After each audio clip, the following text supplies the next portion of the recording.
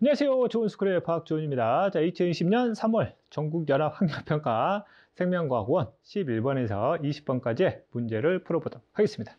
항상 제가 문제 풀 때마다 강조를 하듯이 여러분들 문제를 보시면 이 문제가 어느 대단원의, 어느 중단원의, 어느 소단원의 어떤 주제에 대한 내용인지가 머릿속에 떠올릴 수 있도록 머릿속의 개념도가 바로바로 검색이 되도록 여러분들 구조화 시켜놓는 연습이 꼭 필요합니다. 일단 11번 내용 보겠습니다. 자, 그림은요, 염색체의 구조를 나타낸 것이다 라고 보면 가장 먼저 머릿속에서 뭐 떠올리라고? 몇 단원이네? 4단원이죠? 4단원의 첫 번째 부분, 세포 분열 들어가기 전에 염색체의 구조에 대한 내용이 나오게 됩니다. 이제 그에 대한 내용이 되겠죠?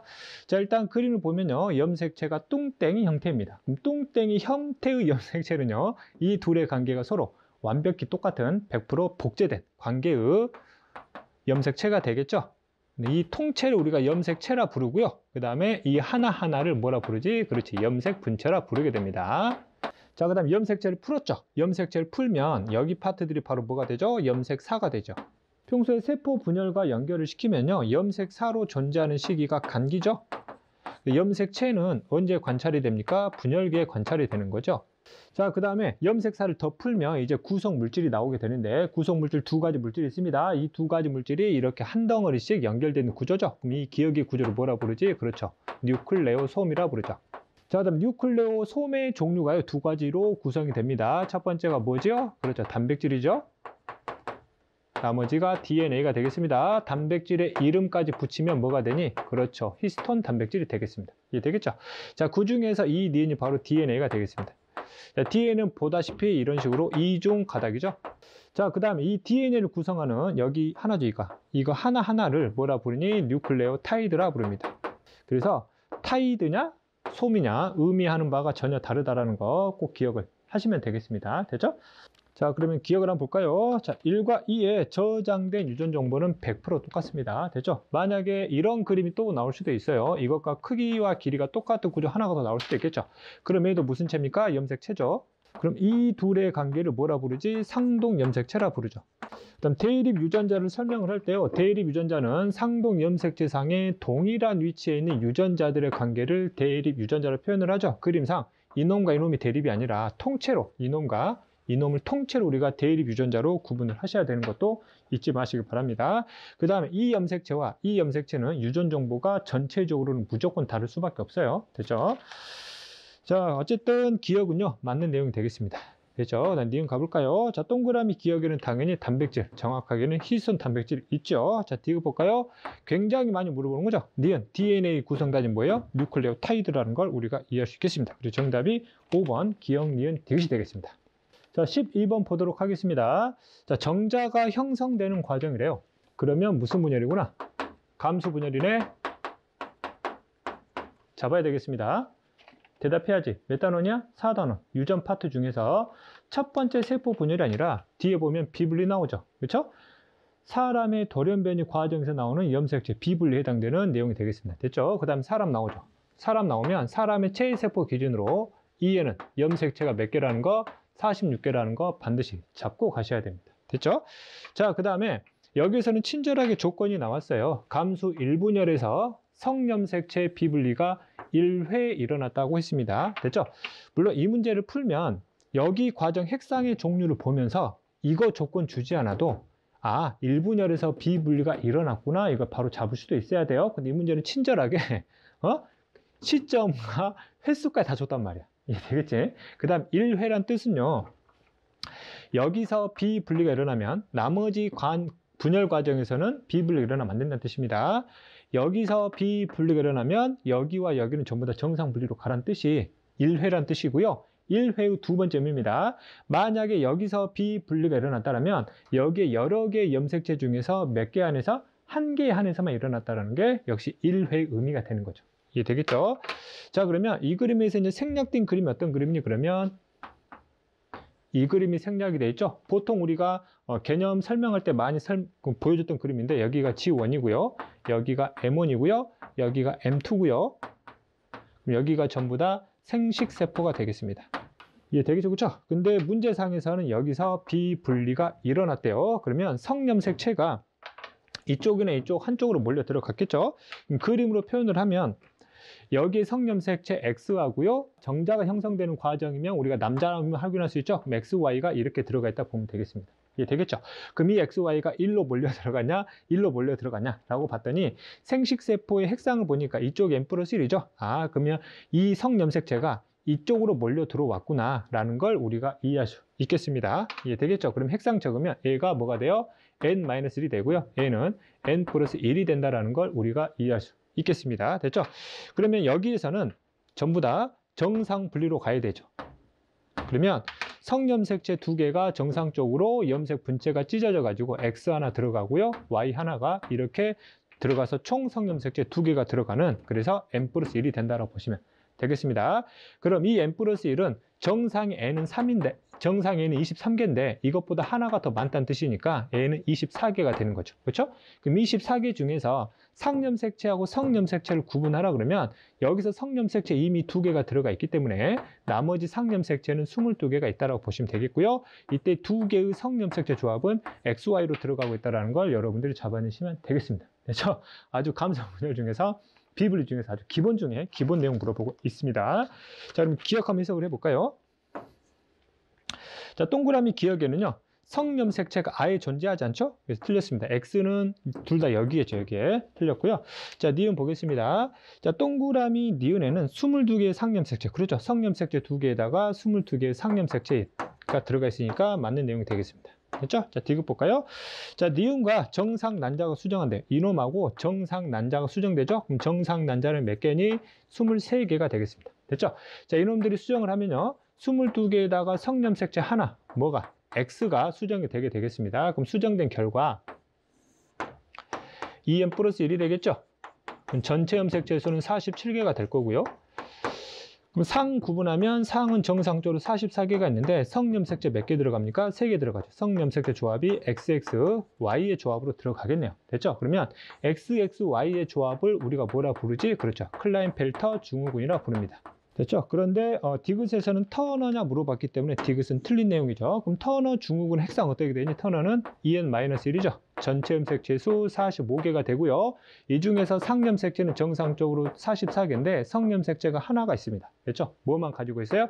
X 하나만 가지고 있죠. 그래서 여기서 표현을 하면 44 플러스 XO 이렇게 표현하게 되는 게 터너 증후군입니다.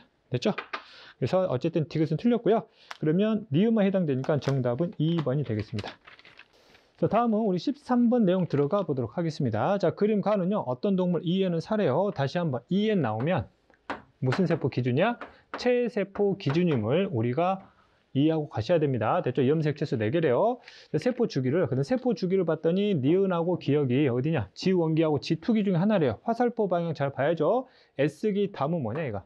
G2기가 되고 여기는 G1이 되겠습니다. 됐죠? 자, 이 동물의 특정 형질에 대한 유전자량이 라지알 20알이랍니다. 됐죠? 그러면 이 유전자가 바로 대립 유전자가 되고요. 그럼 니은의 G1기 상태의 홀쭉이 염색체가 있으면 여기에 라지알, 여기에 20알 이렇게 있었다라고 여러분들이 염색체상 유전자 위치를 머릿속에서 그려볼 수 있으셔야 됩니다. 이해되겠죠? 자, 이 동물의 그 다음에 나에 대한 그림을 해석을 해보도록 하겠습니다. 염색 분체가 찢어지는 과정이죠. 그럼 무슨 상태냐? 후기 상태라는 거 알고 있고요. 그럼 이 후기 상태 중에서 체세포 분열의 후기인 건지 감수 이분열의 후기인 건지 잘 보셔야 되는데 그걸 구분하는 첫 번째 방법이 세포 주기를 보면 첫 번째 알 수 있거든요. 세포 주기를 보면요, M기가 한 번밖에 없죠. 그러면 이 가를 통해서 아, 무슨 분열이구나, 체세포 분열이구나 확인할 수 있죠. 만약에 이 그림만으로도 그러면 이게 체세포 분열 후기인지 구분할 수 있습니까? 그렇죠. 구분할 수 있죠. 뭐 구분하시면 돼요? 핵상 구분하시면 됩니다. 이게 EN이면 체세포 분열 후기고요. N이면 감수 이분열 후기가 되는 거니까요. 이해되겠죠? 핵상 한번 구분해 보도록 하죠. 그럼 EN이면 상동이 짝이 있는지 봐야 되겠습니다. 그럼 주의하실 게 염색 분체가 찢어지고 있잖냐? 그럼 이놈하고 이놈이 서로 복제된 관계예요. 이놈과 이놈은 상동으로 보면 된다고 안 된다고? 안 된다고. 그래서 그 이놈과 모양, 크기와 모양이 똑같은 거 바로 밑에 있는 거 보이죠? 그렇죠? 그러면 이놈하고요, 이놈이 지금 상동이 되는 겁니다. 이해 되겠죠? 그럼 상동이 같이 있네. 아, 핵상 몇 N짜리구나. 2N짜리네. 그래서 이 그림만으로도 아, 체세포 분열 후기구나 라는 걸 우리가 잡아낼 수 있죠. 됐죠? 염색체 수를 세보면요, 하나, 둘, 그 다음에 셋, 4개로 가셔야 됩니다. 그래서 분열기 중에서 전기하고요, 중기하고 후기는 여러분들 핵상, 염색 채수, 염색 분체수는 전부 다 똑같이 해석을 해야 됩니다. 오케이? 기본적인 내용도 잘 잡으세요. 자, 그 다음에 유전자 형이요, 애가 라지 R, 스몰 R이니까 이 안에는 라지 R과 스몰 R이 전부 다 들어가 있어야 되죠. 왜? 2N짜리니까. 됐죠? 그러면 여기 라지 R 있대요. 그럼 애하고 애가 서로 복제된 관계니까 여기도 라지 R 있을 거란 얘기죠. 됐죠? 그럼 스몰 R은 어디 있니? 그러면 이놈의 상동 찾아가지고 이놈의 똑같이 있지. 입이 그림에 나와 있죠? 그럼 여기에 뭐가 있어요? 여기에 바로 스몰 R이 있음을 우리가 확인할 수 있는 거죠. 그래서 이 문제는 감수 분열의 시기라든지 그 다음에 핵상이라든지 염색체수, 염색 분체수, 그 다음에 DNA 상대량을 엮어서 같이 물어볼 수도 있고요. 대립 유전자의 의미 더 정확히 알고 있는지를 그림상으로 구분해낼 수도 있는 능력이 필요한 내용이 되겠습니다. 됐죠? 자, 그러면 기억 해석을 해보죠. 기억은 무슨 게요? 지투기라는 걸 우리가 이해할 수 있겠죠? 자, 니은 볼까요? 자, 나가 관찰되는 시기는 분열기, 체세포 분열 후기니까 무슨 기에 관찰돼요? 분열기가 관찰돼야 되겠죠. 그러면 기호상으로 M기에 관찰이 돼야 되겠죠. 그렇죠? 그래서 니은이 아니라 이때 M기에 관찰이 돼야 되니까 니은은 틀렸습니다. 자, 디귿 볼까요? 염색체 스몰 A에는 라지 R이 있는 게 아니라 뭐가 있어요? 스몰 R이 있음을 우리가 알 수 있는 거죠. 오케이? 그래서 디귿은 틀렸습니다. 그래서 정답이 기억 몇 번이니? 1번이 됨을 우리가 알 수 있죠. 자, 다음은 14번 내용 들어가 보도록 하겠습니다. 자, 최근에요, 신경세포와 관련된 문제가 나오게 되면 신경세포 내에서의 기본적인 흥분의 전도의 문제가 아니라 여러 지점에서의 흥분의 전도와 관련된 막전이 변화 해석 그래프를 여러분들이 분석할 수 있느냐에 대한 문제가 난이도 있게 출제가 되고 있는데요. 14번과 같은 문제는요, 굉장히 기본 중에 기본 문제입니다. 혹시나 이 문제가 지금 풀이함에 있어서 굉장히 어렵다라고 느껴지는 학생들은요, 아, 내가 아직 개념이 많이 부족하구나, 거기에다 개념뿐만 아니라 문제 풀이 양도 내가 아직 부족하구나라는 걸 스스로 느끼셔야 돼요. 됐죠? 무너지시면 안 됩니다. 됐죠? 자, 일단 조건을 보시면 친절하게 흥분 전도 속도를 이미 나타내 주고 있습니다. 미리세크당 2cm. 됐죠? 일단 들어가기 전에 단원 구분하셔야 되죠? 몇 단원이죠? 3단원입니다. 신경세포와 관련된 흥분의 전도와 관련된 문제구나. 이해되겠죠? 자, 신경의 지점 P1에서 P3 중 P2에다가 역치 이상의 자극을 줬대요. 이제 그림을 보시면 보통 신경세포의 끝과 끝 중에 하나를 자극을 주는데 이 문제는 중앙에다가 이제 자극을 줬다라는 거죠. 이해되겠죠? 자, 그 다음 우리가 잡아야 될 게 P2에 역치 이상의 자극 1을 주고 경과된 시간이 몇 밀리세크일 때, 3밀리세크일 때를 기준으로 문제를 해석하라는 뜻입니다. 이해되겠죠? 그럼 문제에 필요한 조건을 이런 식으로 정리해놨고요. 자, 그림은 해석을 좀 하겠습니다. 자, 현재 3개의 지점이 있고요. 3개의 지점 중에서 P2가 최초의 자극 지점이 되겠습니다. 그럼 최초로 자극을 받는 지점의 시간을 우리가 몇 수로 잡으라고 그랬냐? 0ms로 잡으라고 표현을 했죠. 이해되겠습니까? 자, 그러면 자극은 양방향으로 이동을 하죠. 흥분의 전도 과정이니까요. 이해되겠죠? 자, 그러면 이쪽 방향으로 가보도록 하겠습니다. 그럼 P1이 여기로부터 자극을 받으면 얘는 최초의 자극을 어느 시간대에 잡겠냐 이거죠. 됐죠? 미리세크당 2cm를 가기 때문에 여기서 자극을 받는 시간은요, 1.5 미리세크 때의 자극을 받겠습니다. 이해되겠죠? 그러면 P1과 P2 사이에 흥분이 전도되는데 시간의 차이는 몇 미리세크? 1.5 미리세크 차이가 남을 우리가 이해할 수 있죠. 됐죠? 자, 그 다음에 여기다가 자극을 주면 그럼 P3는 언제 최초의 자극을 받게 되냐? 그러면 P3 같은 경우는 1ms당 2cm를 가기 때문에요. 얘는 3ms 때 최초의 자극을 받게 되겠네요. 이해되겠죠? 자, 그러면 P1이 됐든 P2가 됐든 P3가 됐든 막전입 자극이 주어졌을 때 막전입 변화 그래프는 이것과 똑같이 해석을 하라는 뜻이 되겠습니다. 이해되겠죠? 이걸 굉장히 빠르게 풀어내는 방법이 있고요. 그 다음에 좀 천천히 푸는 방법이 있는데 천천히 푸는 방법을 응용을 시키면 훨씬 빠르게 우리가 접근할 수 있죠. 이해되겠죠? 그 중에 첫 번째 천천히 푸는 연습을 한번 해보도록 하겠습니다. 그러면 이때 여기서 발생한 막전은요, P2에서의 막전으로 봐도 되고요. P1에서의 막전으로 봐도 되고요. P3에서의 막전으로 봐도 됩니다. 단 위치별로 막전이를 각각 해석을 할 때는 뭐를 바꿔야 돼? X축에 시간을 바꿔야 됩니다. 됐죠? 볼게요.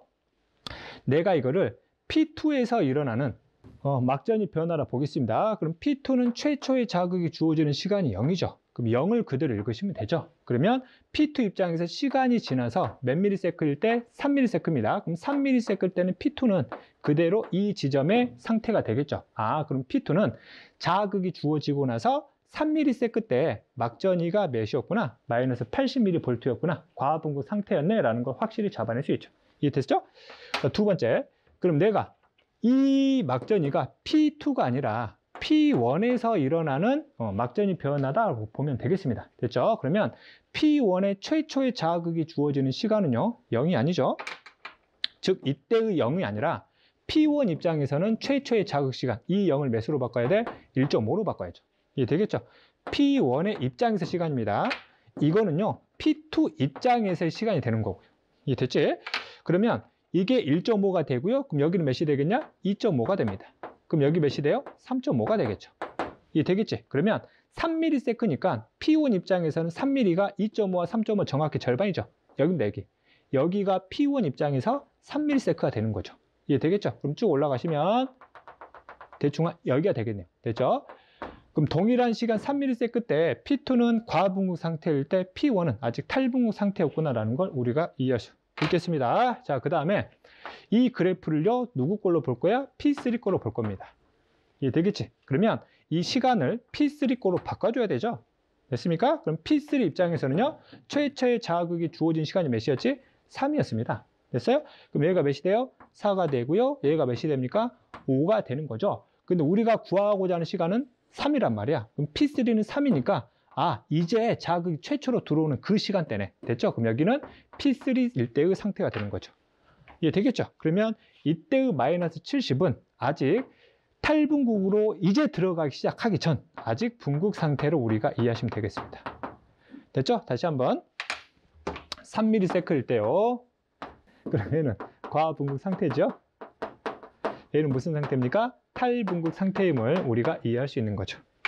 오케이? 할 수 있겠죠?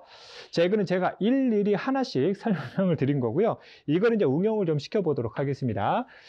특정 지점에 자극을 줘놓고 동일한 시간에 어떤 막전이의 값을 표현을 하잖아. 그럼 하나의 막전을 잡잖아. 그럼 나머지는 이 시간의 차이지, 시간의 차이. 이 시간의 차이만큼 뒤로 당겨주면 됩니다. 됐죠? 무슨 말이냐면 내가 P1이 자극을 주고 나서 3ms 했을 때는 P1이 여기 과분국 상태임을 우리가 이해할 수 있죠. 됐죠? 그럼 같은 시간당 P1과 P3는 P2보다 자극을 늦게 받지? 그럼 그래프상 어느 쪽이 찍혀요? 왼쪽이 찍힌다는 거. 그럼 정확히 어디에 찍혀야 되냐? 그러면 이 시간의 차이만큼 찍힌다는 거죠. 그러면 P1 같은 경우는요, 몇 mS 차이입니까? 1.5ms 차이니까 여기로부터 1.5 바로 뒤로 당겨주잖아. 당겨주게 되면 바로 P1의 막전이가 바로 나오는 거죠. 이해 되겠죠? 그러면 P3 입장이죠. 그럼 P3 입장에서는요, 여기 시간의 차이가 몇 mS 차이야? 3ms 차이입니다.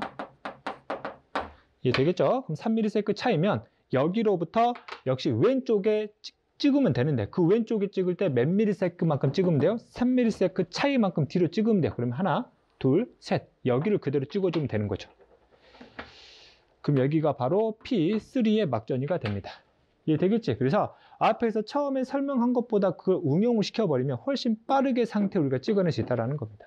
오케이? 오른쪽에 찍히냐, 왼쪽에 찍히냐, 이걸 잘 구분하시면, 그 다음 시간의 차이를 알고 있다면 빠르게 특정 시간대의 막전이 값을 찍어낼 수 있다. 오케이? 자, 그러면 문제 해석을 해보도록 하죠. 자, 문제가 기억일 때, 3ms일 때입니다. 자, 동그라미 기억. 보기 기억. 자, P1일 때는 탈분국 상태 맞죠? 자, 니은 보겠습니다. 자, P2의 막전이래요. P2의 막전이가 어디냐? 여기가 P1이 아니라 P2죠. 자, P2의 막전이 몇이니? 마이너스 80이니까 틀렸습니다. 자, 디귿 볼까요? 자, P3에서 나트륨이온, 칼륨이온 펌프를 통해서 칼륨이온이 세포 밖으로 이동하니 그랬는데 펌프를 통한 이동은 능동수송이죠. 능동수송의 이온의 이동 방향은 나트륨은 나가고 칼륨은 무조건 들어오죠. 유입이 됩니다. 그래서 디귿은 문장 자체가 틀려버린 겁니다. 됐죠? 문장 자체가 해석이 될 수 없는 내용으로 틀려버렸습니다. 됐죠? 이 자료하고 상관이 없죠. 그래서 정답은 기억 1번이 되겠습니다. 자, 15번 내용 들어가 보도록 하겠습니다. 자, 유전의 내용이요. 개정 전 교과서하고 다르게 멘델의 기본 법칙이 빠졌고 사람의 유전 파트가 굉장히 부각이 되기 때문에 이런 다인자 유전의 문제 같은 경우는 거의 100% 앞으로 출제될 거라고 생각하시면 되겠습니다. 됐죠? 꼭 잡으셔야 돼요. 자, 그중에서 다인자 유전 중에서 아주 기본 중에 기본의 내용이 되겠습니다. 됐죠? 자, 여기 내용이 이렇게 쭉 연결되어 있는데요. 일단 필요한 조건만 이렇게 정리를 한번 해보도록 하죠. 자, 세 쌍의 대립 유전자가 반열하고요. 이 세 쌍의 대립 유전자가 서로 다른 상에 있다는 얘기는 모두 독립관계라는 걸 우리가 이해할 수 있죠. 됐죠? 기본적으로 잡으면 되겠습니다. 자, 그 다음에 대문자로 표시되는 대립 유전자 수에 의해서 표현이 결정된다. 즉 대문자 수가 같으면 유전자형은 다르더라도 표현형은 똑같다. 이렇게 해석을 하시면 되겠습니다. 자, 그 다음에 개체 1의 유전자형이 나와 있습니다. 이렇게 정리를 했고요. 근데 2의 유전자형은 아직 알 수가 없죠. 이들 사이에서요, 자손이 태어났죠. 자, 독립관계는 우리가 따로따로 일단 생각하시면 됩니다. 이해되겠죠? 자손이 나왔습니다. 이때 자손 중에서요, 라지 스몰 a도 나오고요. 그 다음에 라지 b 스몰 b도 나오고요. 라지 d 스몰 d도 전부 다 나와줘야 된대요. 오케이? 자, 그 다음에 이놈이 나올 확률이죠. 이놈이 나올 확률이 몇이래요? 8분의 1이라고 그랬습니다. 됐죠? 그러면 이 유전자형이 나올 확률은 서로 간의 관계가 전부 다 독립관계니까 이놈과 이놈이 교배돼서 이게 나올 확률이죠. 따로 구해주시고요. 이놈과 이놈이 교배돼서 이게 나올 확률 역시 따로 구해주시고요. 이놈과 이놈이 교배돼서 이게 나올 확률 역시 따로따로 구해줘서 독립관계는 무조건 뭐 시키면 돼요? 곱하기 때려주시면 되죠. 그럼 전부 다 몇이 나와요? 8분의 1이 나와줘야 된다라는 거 이해해야 됩니다. 이해되겠죠? 자, 그러면 8분의 1이 나올 수 있는 경우의 수가요. 2분의 1 곱하기 2분의 1 곱하기 2분의 1도 가능하고요. 1 곱하기 4분의 1 곱하기 2분의 이거나 이것 중에 하나가 되는 거겠죠. 이해되겠습니까? 그런데 여기서 유전자를 어떻게 바꿔봐도요. 이런 4분의 1의 확률이 나올 수가 없습니다. 됐죠? 4분의 1이 나올 수 있는 경우가 애들이 잡종인 경우죠. 이거를 교배시켜도 이놈이 4분의 1이 안 나오죠. 이놈을 이렇게 교배시켜도 이게 4분의 1이 안 나옵니다. 이놈을 이렇게 교배시켜도 4분의 1이 안 나오죠. 즉 1은 세 쌍이 전부 다 순종이기 때문에 이런 4분의 1의 유전자형의 결과가 나올 수 없다는 거죠. 그러면 이런 곱의 조합이 아니고 이런 곱의 조합이었다는 걸 우리가 이해할 수 있습니다. 이해되겠죠? 자, 우리가 하나하나 다시 한번 해석을 해보도록 하죠. 자, 그러면 A가 일단 라지 A가 나와야 되죠? 그러면 일단 뭘 가져야 되니? 라지 A가 나와야 됩니다. 그러면 A가 확률이요 2분의 1이 나와줘야 되는 거죠. 이해됐죠? 그럼 A가 만약에 라지 A여 버리면 이것이 나올 확률이 1이 되어버려서 2분의 1이 나올 수가 없습니다. 그래서 A는 무조건 뭐가 돼야 돼요? 라지 스몰 A가 돼야 되는 거죠. 오케이? 자, 그 다음에 A도 라지 B가 나와야 되니까 A도 마찬가지로 뭘 가져야 돼요? 라지 B를 가져야 됩니다. 됐죠? 근데 A가 만약에 라지 B라면 이게 나올 확률 역시 1이 돼야 되는데 그러면 안 되죠. 몇이 나와야 되니까? 2분의 1이 나와야 되니까. 오케이? 그래서 A도 보다 라지 B 스몰 B라는 거 이해할 수 있죠. 오케이? 자, 그 다음에 A랑 A가 교배돼서 스몰 D가 나와야 됩니다. 그럼 A는 뭐를 가지고 있어야 돼요? 스몰 D를 가지고 있어야 되는 거죠. 오케이? 그럼 만약에 A가 스몰 D면요. 역시 이게 나올 확률이 1이 돼버리죠. 그럼 8분의 1이 안 나오니까 역시 확률이 몇이 나오려면 2분의 1이 나오려면 이놈도 역시 뭐가 돼야 돼요? 라지 D 스몰 D가 돼야 됨을 이해할 수 있는 거죠. 자, 그러면 우리가 2의 유전자형을 찾았습니다. 아, 2는 전부 다 삼성 잡종의 유전자형이었구나라는 걸 이해할 수 있는 거죠. 됐죠? 자, 그리고 이제 우리 문제를 해석해 보도록 하겠습니다. 자, 기억 볼까요? 자, 1과 2는 피부색이 다르니? 피부색이 똑같으려면 대문자 수가 똑같아야 되죠. 얘는 대문자 수가 2개인데 얘는 대문자 수가 3개이기 때문에 서로 표현형이 서로 다릅니다. 그래서 기억은 맞는 내용이 되겠죠. 자, 니은 볼까요? 자, 2에서 라지 A, 라지 B 여기서 라지 A, 라지 B, 라지 D를 가진 생식세포가 만들어질 수 있느냐. 즉 말 그대로 이게 나올 확률이 0이 아니니? 이걸 물어본 거랑 똑같죠. 자, 독립관계에서는 따로 보면 되죠. 여기에서 이게 나올 확률이 2분의 1이고요. 마찬가지로 여기에서 이게 나올 확률 역시 2분의 1입니다. 여기에서요. 이게 나올 확률이 2분의 1이기 때문에 0이 안 나오죠. 곱하기 되면 이게 나올 확률이 8분의 1이라는 확률로 나오게 됩니다. 어쨌든 나올 수 있다는 거죠. 그렇죠? 그래서 니은도 맞는 내용이 되겠습니다. 됐죠? 자, 결국 문제는 이제 보기 디귿의 확률을 구할 수 있느냐 없느냐가 문제가 되겠습니다.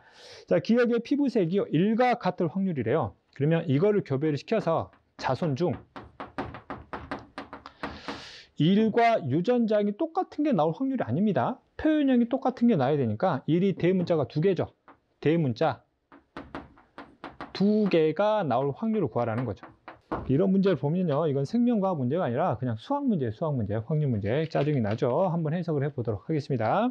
이걸 해석하는 걸 하려면 좀 무식한 방법을 보면, 여기서 유전자형을 전부 다 만들어내고요, 여기서도 유전자, 생식세포 유전자형을 다 만들어내서 실제 자손의 유전자형을 다 펼쳐본 다음에 거기서 해당되는 대문자 2개를 찾아가지고 각각의 확률을 더해주면 되는데, 그러기에는 시간이 너무 오래 걸리죠. 됐죠? 그래서 세 쌍이 독립인 경우는요, 우리가 수학의 확률 중에서 조합을 쓰시면 된다고 그랬죠. 컨비네이션. 됐죠? 이거 다시 한번 연습을 해보도록 하겠습니다. 자, 보겠습니다. 자, 자손인데 자손도 결국 유전자를 몇 개를 가진 총 6개를 가질 수 있죠. 이때 자손의 경우의 수를 따질 때요, 컨비네이션 쓸 때 여기에 쓰이는 숫자는 자손이 가질 수 있는 유전자 중에서 변할 수 있는 유전자 개수를 적는 거죠. 고정되어 있는 거 빼고. 그럼 6개 중에서 여기로부터는 무조건 스몰 a가 박아집니다. 됐죠? 여기로부터도 무조건 얘는 스몰 b가 박아져요. 여기로부터도 자손은 무조건 라지 d가 박아집니다. 이 되겠죠? 그럼 전체 6개의 유전자 자리 중에서 3개는 고정이 되어 있고요, 나머지 3개는 이 둘 중에 하나가 들어오는 거죠. 됐죠? 그럼 결국 변할 수 있는 자릿수는 몇 개입니까? 3개가 됩니다. 오케이? 자, 그 다음 우리가 구하고자 하는 대문자 수입니다. 실제 대문자 수 몇 개를 구하고 싶은 거야? 2개를 구하고 싶은 거죠. 이게 되겠죠? 그러면 우리가 원하는 경우의 수가 나오게 됩니다. 됐죠? 그러면 이제 분모값이죠. 그럼 분모는 전체 값을 어떻게 구하냐 그러면, 결국 a하고 a를 교배했을 때 나올 수 있는 전체 자손의 수가 됩니다. 됐죠? 이때 전체 자손의 수는 어떻게 구하니? a가 만들어내는 생식세포 종류와 a가 만들어내는 생식세포 종류 또는 생식세포들의 가지수를 각각 구해서 곱해주면 된다고 그랬죠? 그럼 여기서는요, 생식세포가 하나니까 결국 한 가지만 만들어지겠고요. 자, 여기서는 생식세포가 전부 다 독립이니까 둘해서 총 8개가 만들어지겠습니다. 됐죠? 그러면 전체 자손의 가지수는요, 8이 되고요. 그럼 이 안에서 결국 대문자 2개를 가지는 개수는 몇 개씩 되냐? 3이 되면 우리가 이해할 수 있죠. 그러면 원하는 확률 몇이 나오게 돼요? 8분의 3이 나옴을 확인할 수 있습니다. 되겠죠? 그래서 독립의 문제 같은 경우는요, 여러분들 다인자 유전과 관련된 표현형의 가지수를 구할 때는 컨비네이션을 활용하면 좀 더 쉽게 여러분들 해석할 수 있겠습니다. 그래서 정답은 보기 디귿 8분의 3 내용이 맞겠습니다. 그래서 5번이 되겠네요. 자, 16번 내용 들어가 보도록 하겠습니다. 자, 16번은 가계도 문제죠. 자, 4단원 유전 파트 중에서 사람의 유전 중에서 무조건 100% 출제되는 문제 유형 중에 하나가 되겠습니다. 이게 되겠죠? 그럼 여러분들이 가계도 문제를 보면 반드시 구분하셔야 될 게요, 유전 형질수로 구분하셔야 됩니다. 그래서 유전 형질수가 좀 2개 나오죠? 형질을 가하고요, A, B식 혈액형이 나와야 됩니다. 그러면 각 형질별로 우리가 뭘 구분해야 되니? 우열가계 구분하셔야 되고요. 그 다음에 상에 있냐 성에 있냐 구분을 하셔야 되고요. 그 다음에 이 각각의 형질에 관여하는 대립 유전자들의 관계가 같은 염색체에 있는 연관의 관계인 건지 서로 다른 염색체에 있는 독립의 관계인 건지 이걸 여러분들이 다 찾아내셔야 된다는 거죠. 자, 그 다음에 두 형질 중에서 우리가 외워야 할 형질이 있습니다. 그게 바로 뭐였지? ABO식 혈액형이었죠. 자, ABO식 혈액형은요, 상염색체에 있습니다. 유전자가 상염색체에 있다는 뜻은요, 남자든 여자든 관여된 대립 유전자는 무조건 2개씩 갖는다라는 거죠. 됐죠? 그 다음에 여기는 복대립 유전이기 때문에 관여하는 대립 유전자가 3가지가 있죠? 우열 관계는 A와 B는 공우성, A와 B는 O에 대해서는 완전 우성이다라는 걸 우리가 알고 가야 되는 거고요. 일단 첫 번째 조건을 가지고 형질 가에 대한 내용을 우리가 상에 있냐 성에 있냐 우열 관계를 한번 찾아보도록 하겠습니다. 됐죠? 자, 그 다음에 여기 마지막 조건을 가지고 혈액형을 판정하는 거고요. 됐습니까? 첫 번째 조건을 가지고 우리가 가계도와 함께 해석을 해보도록 하죠. 자, 이번 가계도 문제는 굉장히 심플하게 나왔죠. 형질 자체가 굉장히 보기 편하게 나와 있습니다. 됐죠? 자, 일단은 여기가 유전병 가가 나오고 있죠. 내가 형질 가를 그냥 유전병 가로 그냥 유전병으로 해석을 하겠습니다. 됐죠? 자, 여기에 관여하는 대립 유전자가 2가지가 있죠. 라지 T하고 스몰 T가 있는데 얘가 우성이라는 얘기입니다. 우리가 뭘 모르냐면 T가 정상인지 스몰 t가 유전병 결정하는 건지 또는 라지 t가 유전병 결정하는 건지 스몰 t가 정상 결정하는지 이들의 관계를 아직 모른다는 얘기입니다. 이걸 우리가 찾아내야 된다는 거죠. 그럼 가계도를 봤을 때 가장 먼저 보는 게 동일한 표현형의 부모와 다른 자손의 표현형의 자손을 찾아야 되는데 그런 경우가 나타나지 않죠. 그래서 이런 조건이 나와 있는 겁니다. 이제 되겠죠? 선생님은 이거 보자마자 아마도 성염색체이지 않을까라고 바로 감을 잡았거든요. 이 감을 잡은 게 뭐냐면 이런 의미가 나오잖아. 예를 들면 뭐 몇 개가 더 많다, 뭐 몇 배가 된다 이런 의미가 나오면 상염색체일 가능성보다는 경험상 성염색체일 가능성이 높기 때문인 거죠. 그래서 문제를 보실 때 감이 잡히면 성염색체일 가능성이 높겠는데 하고 성염색체로 바로 덤벼들면 됩니다. 이게 되겠죠? 자, 그 다음에 그럼 우리가 이제 가정을 해야 되는데 뭘 가정해야 되냐면 우열 관계가 이렇게 되는 건지 이렇게 되는 건지 그 다음에 상이 있는지 성이 있는지를 각각 하나하나 구분을 시켜서 하나하나를 제거시켜 나가야 됩니다. 이게 되겠죠? 만약에 내가 이걸 상염색체라 가정을 하면 상염색체 유전이면서 유전자의 관계가 이거인 건지 둘 중에 하나를 우리가 해석을 하는 거죠. 일단 첫 번째입니다. 자, 그 다음 또 뭘 해석해야 돼? 이들이 성염색체 존재한다라면 이 유전자의 관계가 이거인 건지 총 몇 번 확인해야 되니? 4번을 원래 총 확인을 해봐야 되는 거죠. 오케이? 그럼 하나하나 한번 따져보도록 하겠습니다. 됐죠? 자, 제가 만약에 여기 첫 번째 상황이라 가정을 한번 해볼게요. 됐죠? 라지 T가 정상이고 스몰 T가 유전병 결정한다 가정을 해보도록 하겠습니다. 됐죠? 자, 그럼 우리가 비교를 해야 될게요. 4, 9, 그 다음에 7, 8, 9를 우리가 비교를 하면 되는 거죠. 그럼 4는 일단 라지 T를 갖고 있고요. 됐죠? 그 다음에 7하고 9는 스몰 T를 갖고 있습니다. 됐죠? 얘는 일단 라지 T 하나 갖고 있겠죠? 아직 뭔지는 모르겠다만. 오케이? 그럼 얘가 스몰 T라는 얘기는 얘는 무조건 스몰 T 하나는 가지고 있어야 되겠죠. 오케이? 그럼 얘가 몇 개야? 1개가 되겠습니다. 됐죠? 근데 얘는 기본적으로 몇 개를 가지고 있냐? 4개 아니면 5개를 갖습니다. 됐죠? 그럼 4개면 4배 차이고요. 5개면 5배 차이니까 절대 3배 차이가 나올 수 없죠. 그러면 이 일의 관계는 아니란 얘기입니다. 오케이? 자, 그러면 내가 이걸 두 번째 상황으로 한번 가정을 해보죠. 됐죠? 그러면 내가 정상을 열성으로 보는 거죠. 됐죠? 그럼 정상을 내가 열성 스몰 T로 보는 겁니다. 이게 되겠지? 그럼 이 4가 스몰 T를 총 몇 개를 가져요? 2개를 가진 거죠. 그럼 이거를 다 더해서 3배가 되려면 몇 개가 돼야 되니? 6개가 돼야 됩니다. 됐죠? 그럼 얘는 역시 정상 열성이니까 스몰 T가 되겠죠. 그럼 얘는 무조건 스몰 T 하나 받고요. 얘도 무조건 스몰 T 하나 받고 유전병 나야 되니까 라지 T가 되는 거죠. 됐죠? 그럼 다 더해볼까요? 하나, 둘, 셋, 넷. 그럼 여기가 총 4개가 되죠? 그럼 2배 차이가 나죠. 3배가 나올 수가 없습니다. 됐죠? 아, 그러면 이것도 아니네. 되겠죠? 자, 그러면 우리가 뭘 해봐야 돼요? 이제 이걸 마지막 성염색체를 일단 확정이 됐습니다. 아, 그러면 상이 아니구나. 뭐구나? 성염색체네. 그럼 성염색체에서 우리가 우열관계 따질 때 역시 아까처럼 이거를 하나하나 집어넣어 봐서 해볼 수도 있지만 우리가 그동안에 풀어왔던 연습을 해보잖아요. 그럼 성염색체가 확정이 된 상태에서 우열관계를 빠르게 찾아내는 방법이 우성 반성 유전과 열성 반성 유전의 위배 현상이 있는가를 찾아내면 훨씬 더 빠르게 찾아낼 수 있죠. 이해됐죠? 바로 이렇게 보이거든요. 보시면 4번이 정상인데 9번이 유전병입니다. 오케이? 이것은 우성 반성 유전의 위배가 되죠. 우성 반성이라면 애가 정상이면 애 아들도 무조건 정상이어야 되거든. 근데 그렇지가 않단 말이지. 그래서 얘는 우성 반성이 아니네. 이게 아니구나.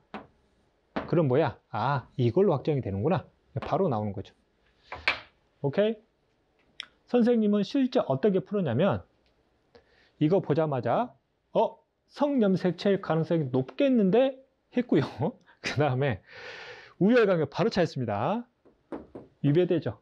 열성 반성이겠는데 그럼 정말로 3배인지만 확인하면 되는 거죠. 오케이? 그럼 성염색체면요. 남자는 무조건 유전자를 하나를 갖고요. 여자는 무조건 유전자를 2개를 갖는 경우가 되겠습니다. 그러면 이 남자는 유전병이 스몰 T니까요. 스몰 T를 하나만 갖죠. 스몰 TY입니다. 됐죠? A는 뭐가 돼요? 라지 TY가 되겠습니다. 이해 되겠지? 그럼 얘는 뭐가 되니? 스몰 T가 되죠? 그러면 하나, 둘, 3개가 되고요.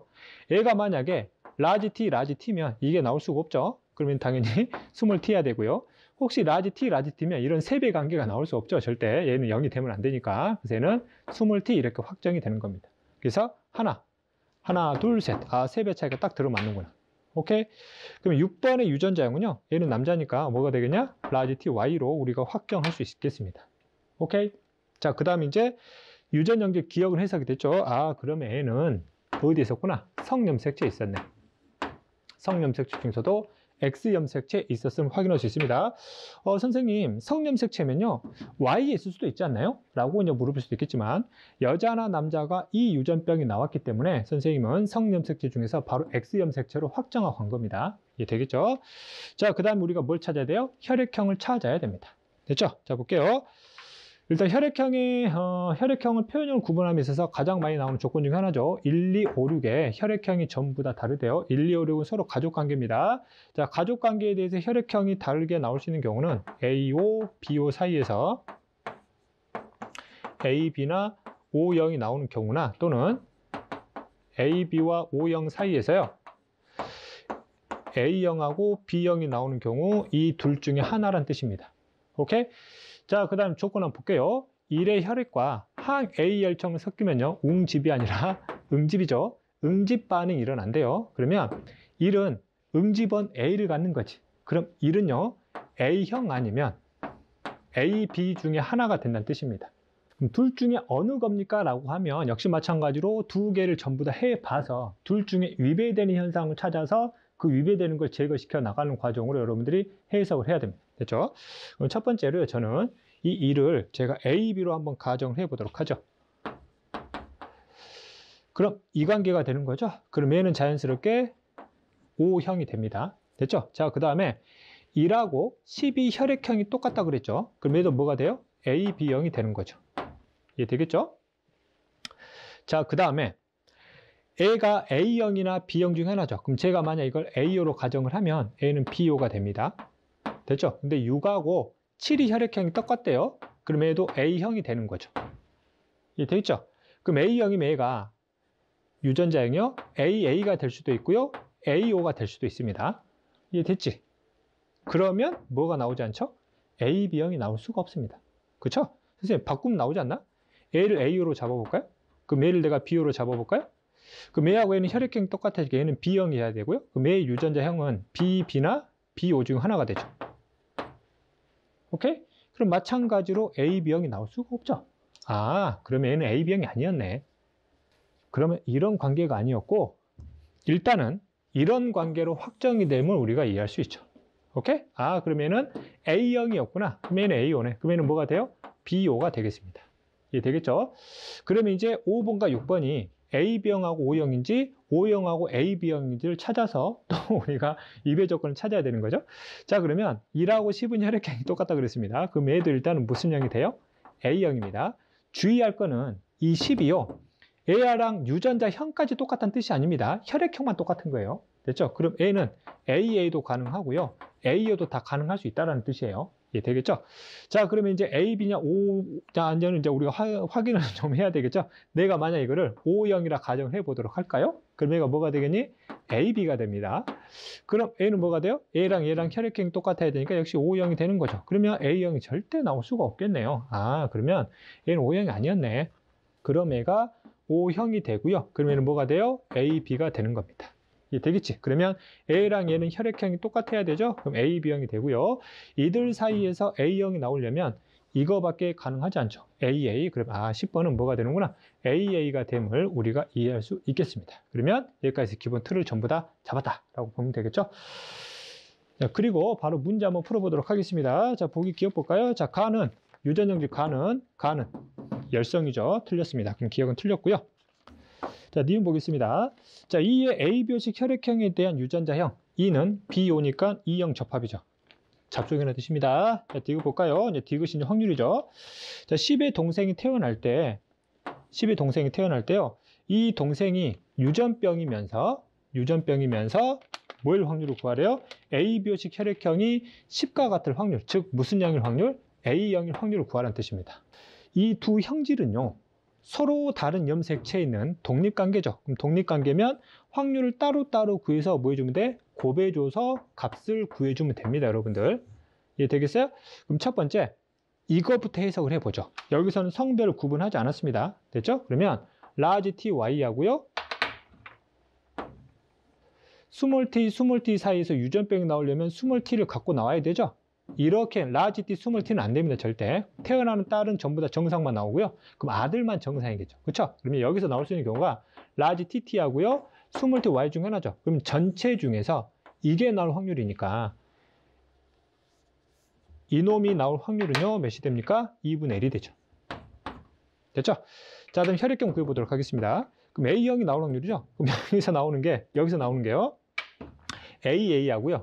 AA 하고, 그 다음에 AA, AB, AB, 그 다음에 BB가 나오겠네요. 1대 2대 1의 비율로 나오게 되는 거죠. 그러면 일단 A형일 확률이니까 이걸 확률이죠. 그럼 확률이 몇이 됩니까? 4분의 1이 되죠. 두 확률을 곱하게 되면 몇이 나오니? 8분의 1이라는 확률이 나오게 되겠습니다. 됐죠? 자, 그런데 거기에서는요, 4분의 1이 나온다고 했기 때문에 디귿은 틀리네요. 그래서 니은이 맞는 몇이 돼요? 정답이 2번이 되겠습니다. 다음은 17번 내용 들어가 보도록 하겠습니다. 17번은 5단원 생태계 파트 쪽이고요. 생태계 처음에 들어가게 되면 생태계의 구성과 관련된 내용이 나옵니다. 이 과정에서 작용 구분할 수 있냐? 반작용 구분할 수 있냐? 상호작용 구분할 수 있냐? 상호작용 중에서도 개체군 내 상호작용이냐? 개체군 사이의 상호작용이냐? 그런 관계를 여러분들 잡아낼 수 있으시면 되겠죠. 자, 일단은 기억은요.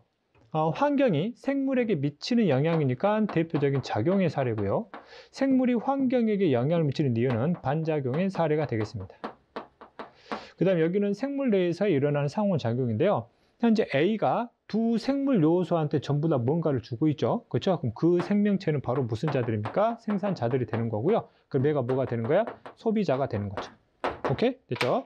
자, 그러면 생산자는 광합성을 하니까 작용 과정을 통해서 무기물을 끌어와서 뭘로? 유기물로 바꾼 다음에 유기물 덩어리를 주는 거죠, 이렇게. 생물체들 사이에서의 물질 이동은 주로 유기물 형태로 이동을 합니다. 유기물의 정의가 반드시 뭐를 포함해야 돼요? 탄소를 포함해야 되죠. 그 탄소를 포함하는 물질은 생물체들 사이에서는 무조건 유기물 형태로 이동을 합니다. 됐죠? 생물체 밖으로 빠져나갈 때는요. 세포 결과니까 탄소를 포함한 무기물 형태, 즉 이산화탄소 형태로 빠져나가게 되는 거예요. 이런 물질의 흐름을 여러분들이 꼭 잡고 가셔야 되는 부분입니다. 됐죠? 그 부분까지 인용 물어보겠죠? 자, 기억 한번 볼까요? 사람은 생산자니 물어보거든요. 사람은 동물이니까 소비자 B에 해당되죠? 그러면 기억은 틀린 내용이 됩니다. 자, 니은 가볼까요? A에서의 B로 물질 이동, 유기물 형태의 탄소가 이동한다. 그렇죠? 탄소를 포함한 물질은 무조건 유기물 형태로 이동한다는 거, 니은은 맞습니다. 디귿 볼게요. 자, 지렁이에 의해서 토양의 통기성이 증가하는 건 지렁이라는 생물체가 토양이라는 환경에 영향을 미치는 대표적인 반작용, 니은의 사례이기 때문에 디귿도 틀린 내용이 되겠죠. 그렇죠? 자, 다음은 18번 내용 들어가도록 하겠습니다. 자, 18번은 5단원 생태계 파트 쪽에 나오는 질소 순환 과정에 해당되는 내용이 되겠습니다. 예전에는 수능 문제에서 많이 등장하진 않았지만 이 개정이 되면서 전체적인 내용이 많이 줄었거든요. 그래서 질소 순환 과정도 분명히 어마어마하게 나올 수 있는 앞으로의 주제다라고 여러분들이 이해하시면 되겠습니다. 자, 그럼 여러분들이 이 과정에서 질소 순환 과정에서 반드시 구분해야 할 4가지 개념이 있습니다. 그 첫 번째가요, 질소 고정 구분하셔야 됩니다. 두 번째가 질소 동화 구분하셔야 되고요. 세 번째가 질산화 과정 구분해야 됩니다. 네 번째가 탈질산화 과정을 구분하면 되죠. 그냥 외우는 게 아니라 이렇게 흐름을 잡을 수 있어야 됩니다, 여러분들. 됐죠? 여기는 누가 관여하니? 번개가 때려서 관여할 수 있고요. 여기에 관여하는 세균이 있습니다. 됐죠? 질소 동화는 누가 하냐? 생산자가 하죠. 질산화 과정 누가 하니? 세균이 합니다. 탈질산화 과정도 누가 하니? 세균이 합니다. 오케이? 됐지? 자, 질소 고정이 뭔데? 분자를 이온으로 바꾸는 거죠. 그럼 번개는 질소 분자를 질산 이온으로 바꿉니다. 그렇죠? 그 다음에 세균 같은 경우는 질소 분자를요, NH4 플러스 암모늄 이온 형태로 바꿉니다. 됐죠? 생산자는요, 광합성 결과 만들어진 포도당과 같은 유기물을 가지고 이 질소를 껴 집어넣는 거죠. 그러면 대표적인 아미노산이나 핵산의 기본 단위 뉴클레오타이드를 만듭니다. 됐죠? 그럼 질산화 과정은 뭡니까? 그러면 이온의 형태를 바꾸는 거죠. 얘는 암모늄 이온을요, NO3- 이온으로 바꾸는 겁니다. 질산 이온으로요. 됐죠? 그럼 탈질산화 과정은 뭐냐면 이 질산 이온을요, 다시 질소 분자로 바꾸는 거죠. 오케이? 그러면 이 질소 분자가 다시 고정을 통해서 이 과정을 또 순환한다 이렇게 보시면 되겠습니다. 이해 되겠죠? 자, 그 다음에 탈질산화 과정에 관여하는 세균을 우리가 이 개념 그대로 붙이면 돼요. 무슨 세균? 탈질산화 세균. 이 세균은 질산화 세균.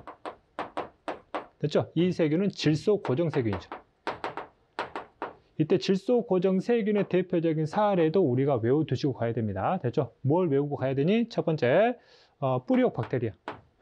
두 번째, 아조토박터. 세 번째가 남세균이 있습니다. 반드시 외워두셔야 됩니다. 오케이? 문제 해석해 보도록 하겠습니다. 자, 보도록 하죠. 대기 중의 질소는 N2입니다. 됐죠? 암모늄 이온은요, ANH4+죠? 자, 그 다음에 질산이온은요, NO3-입니다. 이해되겠죠? 그럼 과정 볼까요? N2가 NH4+로 바뀌었습니다. 분자가 이온이 됐네? 질소 고정이죠. 이때 이온의 형태를 보면요, 이때는 세균 관여하는 질소 고정 세균이 관여하는 과정입니다. 이해되겠죠? 그 다음 니온 볼까요? 이온의 형태를 바꾸고 있죠? 그럼 얘가 질산화 과정이 되겠네요. 여기에 관여하는 것도 세균이고요. 이 세균 뭐라 부른다고? 질산화 세균이라 합니다. 됐죠? 이온이요. 분자 형태가 됐죠? 이걸 뭐라 한다고? 탈질산화 과정이라 합니다. 누가 관여하니? 세균인데 그 세균을 뭐라 부른다고? 탈질산화 세균이라 합니다. 됐죠? 암모늄 이온이 단백질이 됐대요. 아까 과정에서 이놈을 가지고 아미노산 만들고요. 이 아미노산 가지고 뭘 만들었다는 얘기야? 단백질 만들었다는 뜻입니다. 됐죠? 그럼 결과적으로 뭐냐? 얘가 질소 동화 과정이고요. 이 짓거리 누가 한다고? 생산자가 합니다.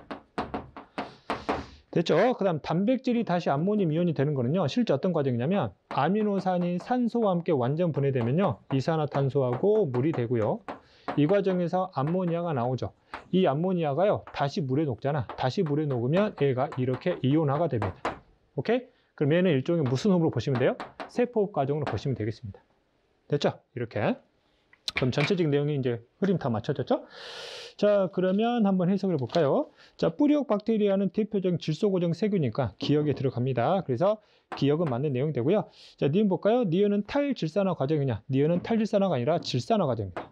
D는 틀렸고요.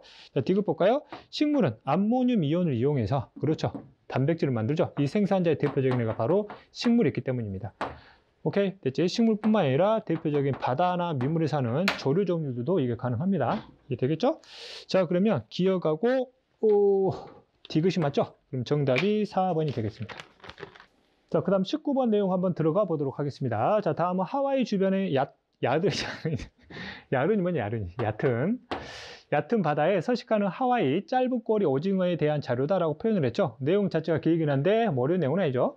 자, 오징어가 포식자 눈에 잘 띄면 안 되겠죠. 그렇죠? 그래서 발광 세균이 있으면 포식자 눈에 잘 안 띈다랍니다. 그럼 발광 세균이 애한테 붙어서 하니까 이놈 때문에 애한테 잘 띄지 않아서 많이 잡아먹히지 않는다는 얘기죠. 대신에 발광 세균은 오징어한테 필요한 영양분을 얻는다고 그랬으니까 서로 주고받는, 뭔가를 주고받는 관계네요. 대표적인 상리공생 관계가 되겠습니다. 자, 그럼 기억 볼까요? 동그라미 기억과 니은은 같은 군집에 속하니, 이때 군집이라는 얘기는 생물 요소죠. 생태계 내에서. 됐죠? 같은 생태계 안에 들어가 있니? 같은 생태계 안에 들어가려면요, 서식지가 똑같아야 됩니다. 그럼 포식자가 얘를 먹고 산다니까 당연히 서식지가 똑같겠죠. 그러면 같은 생태계 내의 같은 생물 요소 안으로 들어간다는 얘기입니다. 자, 그래서 기억은 맞고요. 자, 니은 볼까요? 동그라미 기억과 디귿 사이는 상리공생이 맞습니다. 자, 니은을 제거하면 니은이 포식자죠. 생태 피라미드에서 A가 포식자 니은이라 하면 A가 꼬리 오징어라 하겠습니다. 됐죠? A가 제거가 되면 A를 많이 잡아먹지 못하니까 A 개체수가 일시적으로 늘어날 수 있겠죠. 됐죠? 자, 그래서 디귿도 맞는 내용. 그래서 보기가 전부 다 맞는 내용. 5번이 정답이 되겠네요. 됐죠? 자, 다음 20번 내용 들어가 보도록 하겠습니다. 자, 생물 다양성과 관련된 내용이죠. 몇 단원이야? 5단원. 가장 마지막 중단원이 되겠죠. 생물 다양성. 그리고 생물 다양성 하면 크게 세 가지로 구분할 수 있어야 됩니다. 첫 번째가 유전적 다양성, 두 번째가 종 다양성, 세 번째가 생태계 다양성이죠. 밑으로 가면 갈수록 규모가 훨씬 커지죠. 유전적 다양성의 기준은 한 개체군이죠. 하나의 종으로 구성된 개체들 사이에 형질이 다양한데, 그 형질이 다양한 이유가 개체들마다 유전적 조성이 다르기 때문에 그 다른 정도를 우리가 유전적 다양성이라 표현을 하죠. 이런 유전적 다양성의 가장 대표적인 건 바로 니은이 되겠습니다. 사람이라는 같은 종에 눈동자라는 형질이 굉장히 다양한 것은 결국 곧 유전적 다양성과 관련이 있다, 이런 뜻이 되겠습니다. 이해되겠죠? 종 다양성 보겠습니다. 종 다양성이 증가할 조건이 중요하죠. 증가할 조건은 크게 두 가지 조건이 있는데요. 첫 번째, 종수가 많아야 됩니다. 종의 종류가 많아야 된다는 얘기고요. 그 다음에 두 번째, 종별 개체수가 균등하게 존재해야 됩니다. 이걸요, 종별 개체수의 비율이 균등해야 됩니다. 이걸 다른 말로요, 종별 간의 상대 밀도가 동일해야 됩니다. 상대 밀도가 유사해 할수록이죠. 이해되겠죠? 그렇죠? 다 똑같은 말이에요. 자, 그러면 디귿 보겠습니다. 디귿이 바로 이걸 의미하는 거죠. 한 지역에서 종의 수가 일정할 때요. 그러면 종 다양성이 낮아지려면 종별 개체 수가 균등하지 않아야 되죠. 그렇죠? 그러면 균등하면 종 다양성 높아지는 거니까 디귿은 틀렸습니다. 자, 그 다음 기억을 보겠습니다. 그럼 생물 다양성이 낮을수록, 생물 다양성이 낮다는 얘기는요, 생물체가 서식할 수 있는 서식 장소도 점점 줄어든다는 얘기고요. 그 다음에 그 안에 살고 있는 종 다양성도 줄어든다는 얘기입니다. 됐어요? 그러면 생물들 간의 먹고 먹히는 관계, 즉 먹이사슬 관계가 굉장히 단순해지겠죠? 그렇게 되면 생태계는 어떻게 됩니까? 불안정해 됩니다. 그러면 생태계 평형이 굉장히 깨지기가 쉬워지겠죠. 그래서 기억은 맞는 내용이 되겠습니다. 자, 이상으로 2020년 3월 전국연합학력평가 생명과학원 해설 강의를 마치도록 하겠습니다. 수고하셨습니다.